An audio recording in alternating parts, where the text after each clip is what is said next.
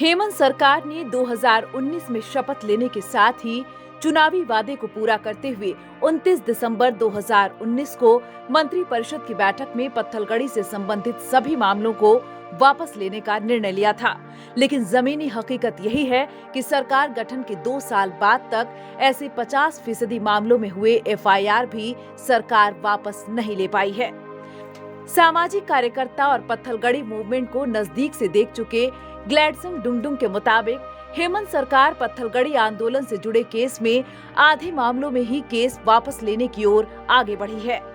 आपको बता दें कि जनवरी 2015 से नवंबर 2019 के दौरान राज्य में इसे लेकर लगातार गहमागहमी का माहौल रहा था।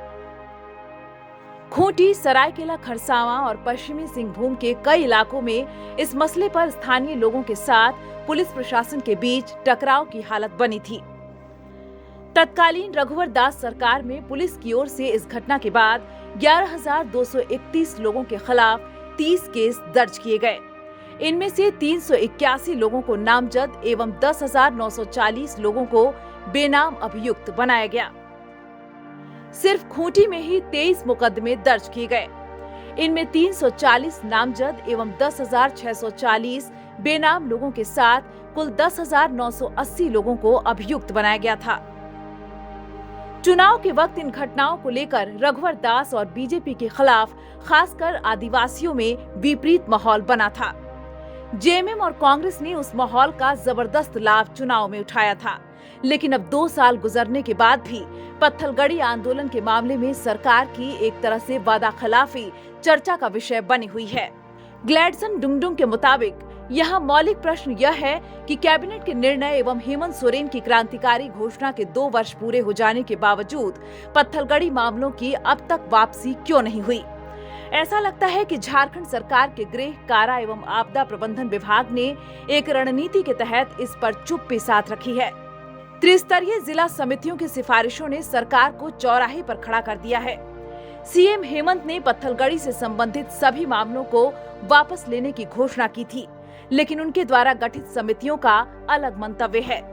ऐसी स्थिति में यदि विभाग सिर्फ आधे मामलों को वापस लेने की घोषणा करता है, तब लोग हेमंत सरकार के निर्णय पर सवाल उठाएंगे, जिसका असर अगले विधानसभा चुनाव पर पड़ेगा। न्यूज विंग की bureau report. Giridih is a small place, and we have like very less facilities in terms of education and this kind of infrastructure.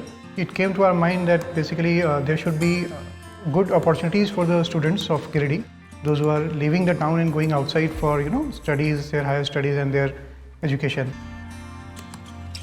I wanted my son to start with the coding classes, so I researched it online. I got through all the reviews and everything. Then I got in touch with the White Hat representatives, and I was very happy with the progress and all how he was doing. So then I thought that why not to implement it in our school so that all the students are able to learn this thing. I started coding because we can make our thoughts real. We can interact with the computer. White Hat Junior is helping me to create a web browser. And I think on this part, White Hat is actually leading, on this coding platform. It is definitely a very good platform and one should implement in every school.